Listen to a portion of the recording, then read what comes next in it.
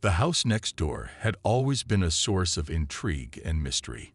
Its windows were perpetually shrouded in heavy, moth-eaten curtains that never allowed even a glimmer of light to escape.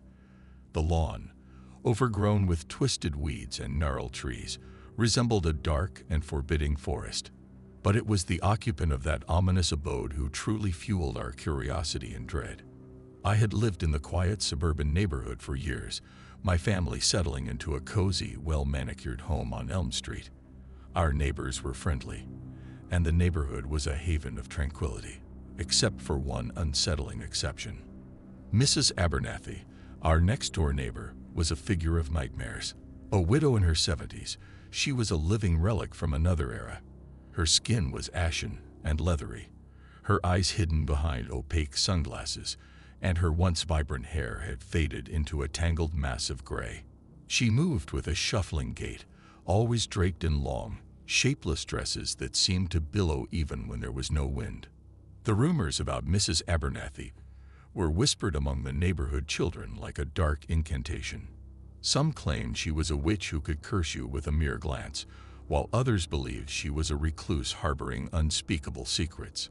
I never paid much heed to these stories, dismissing them as the idle fantasies of a bored suburban populace, until the day I received her invitation. It arrived as an ornate, blood-red envelope, hand-delivered by a hooded messenger. Inside was a cryptic note, an invitation to visit Mrs. Abernathy's home that evening. The thought sent shivers down my spine, but curiosity and a hint of fear got the better of me. As the sun dipped below the horizon, I approached the foreboding house next door, clutching the invitation like a lifeline. The air grew colder, the atmosphere suffused with an unnatural stillness, and I could feel unseen eyes watching my every move. I knocked on the ancient, creaking door, and it swung open with a haunting groan. The interior was a labyrinthine maze of dimly lit corridors and rooms filled with strange, esoteric artifacts. Mrs. Abernathy greeted me with a chilling smile, her eyes gleaming behind her sunglasses. "Welcome, dear," she crooned, her voice a raspy whisper. As I ventured deeper into her shadowy domain, I couldn't help but notice the peculiar decor. The walls were adorned with macabre paintings of nightmarish landscapes, and shelves held jars filled with bizarre, unidentifiable specimens. A pungent aroma hung in the air, a mixture of damp earth and something far more sinister. Mrs. Abernathy led me to a room at the heart of her house, a room that seemed to pulse with a malevolent energy. On a wooden table lay a crystal ball, its surface swirling with dark, foreboding visions. With a crooked finger, she gestured for me to gaze into the orb. What I saw within was a panorama of horrors beyond imagination. I witnessed the twisted depths of human suffering, the darkest recesses of the human soul laid bare. It was as though the crystal ball was a window to a nightmarish dimension, and I was helplessly drawn into its depths. Panic seized me, and I tried to break free from its pull, but Mrs. Abernathy's grasp was iron. She whispered an incantation, and the visions grew more vivid, more unbearable. I felt my sanity unraveling, my very existence teetering on the precipice of eternal torment. Just as I thought all hope was lost, a blinding light erupted from the crystal ball, shattering it into 1,000 shards. I collapsed to the floor, gasping for breath, my mind battered and broken. Mrs. Abernathy stood over me, her sunglasses cracked and her face twisted with fury. "You were not ready," she hissed. I crawled out of her wretched house, my body trembling, my soul scarred by the horrors I had witnessed. The ordeal had left me changed, haunted by the knowledge that there are forces in this world far more terrifying than any mere mortal. I never saw Mrs. Abernathy again, but the memory of that nightmarish encounter still haunts my dreams. And as I look back on the disturbing tale of my neighbor, I can't help but wonder what other unspeakable horrors lie hidden behind the curtains of seemingly ordinary lives.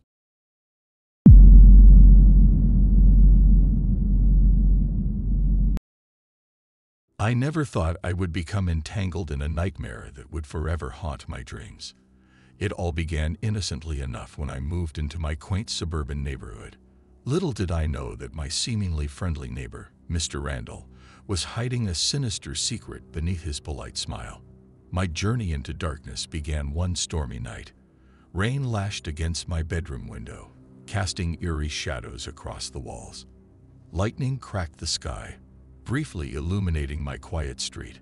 I couldn't sleep, so I decided to peer out the window, only to see Mr. Randall in his backyard, digging a hole in the pouring rain. Curiosity gnawed at me, and I couldn't resist investigating further. The next day, while Mr. Randall was at work, I ventured into his backyard, my heart pounding. What I found chilled me to the bone. A shallow grave, recently filled with fresh soil. Panic surged through me as I realized the truth. Mr. Randall was a serial killer, and his victims lay buried beneath his perfectly manicured lawn. Terrified, I didn't know what to do. I couldn't go to the police without evidence, and confronting Mr. Randall was out of the question. But I couldn't ignore the whispers, the unsettling feeling that I was being watched. Mr. Randall knew someone had discovered his secret, and he wasn't about to let that person escape alive. As the days passed, I dug deeper into Mr. Randall's past. I discovered that he had a history of moving from town to town, leaving a trail of missing persons in his wake. His modus operandi was chillingly methodical, a charming neighbor by day, a ruthless killer by night.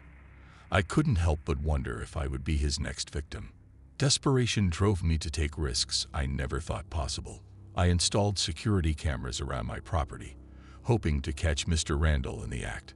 Night after night, I stayed awake, monitoring the feeds, my nerves fraying as I waited for him to strike again. Then one fateful night, I saw it, a shadowy figure creeping through my backyard. My heart raced as I watched Mr. Randall, dressed in black, step over my property line, his face obscured by a mask.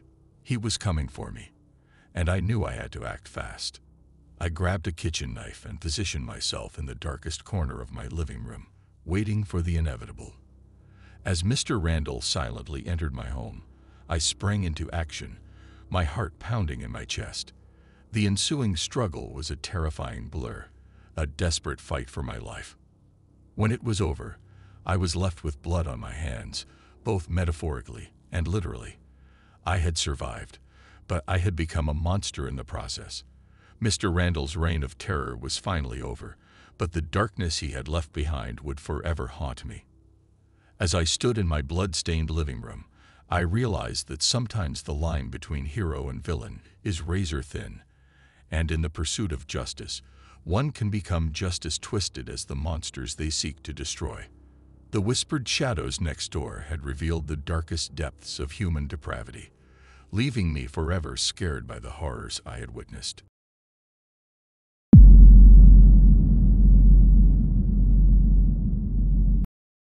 In the quiet, tree-lined streets of our suburban neighborhood, where every house had its own story, there was one story that lurked in the shadows, waiting to be unveiled.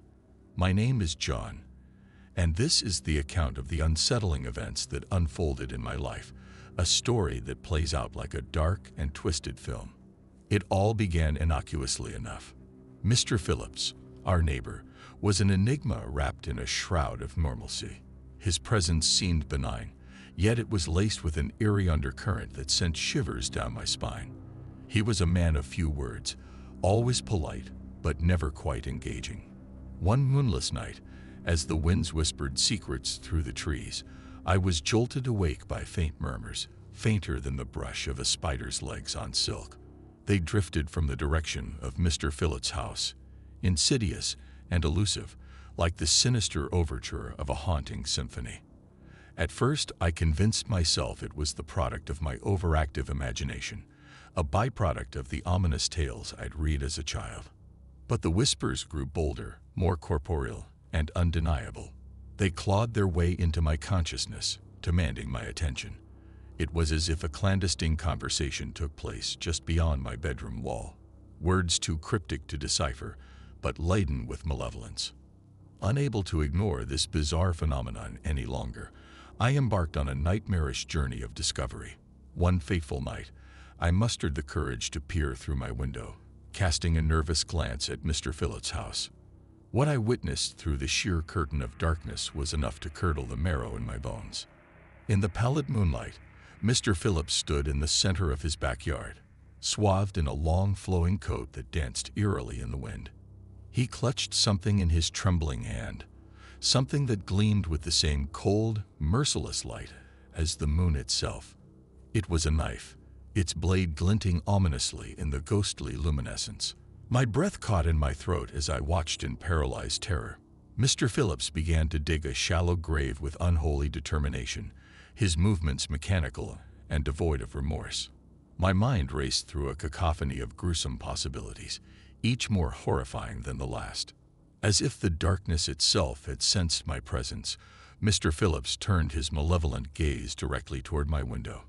Our eyes locked, and the abyss within his soul bore into mine, a chilling revelation that I was now a part of his nightmarish world. With trembling limbs, I stumbled backward from the window, collapsing onto my bed, my heart pounding a primal rhythm of fear. The next few days were a blur of anxiety and insomnia as I delved into the twisted labyrinth of Mr. Phillips' past.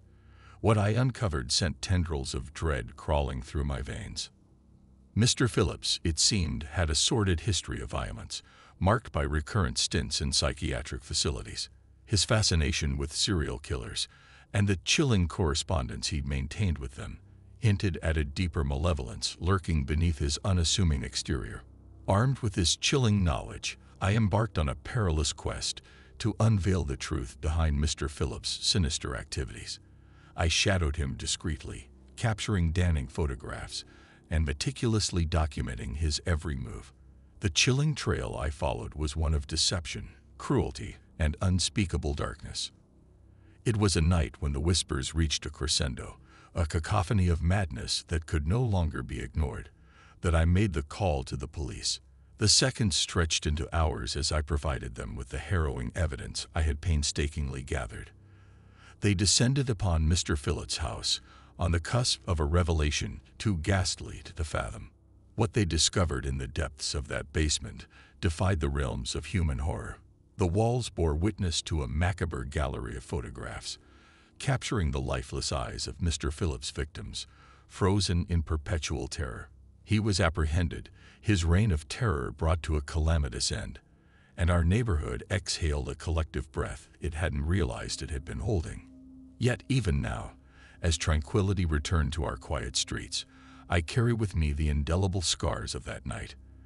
The sinister whispers, the malevolent neighbor, and the abyss that dwelled next door continue to haunt my dreams.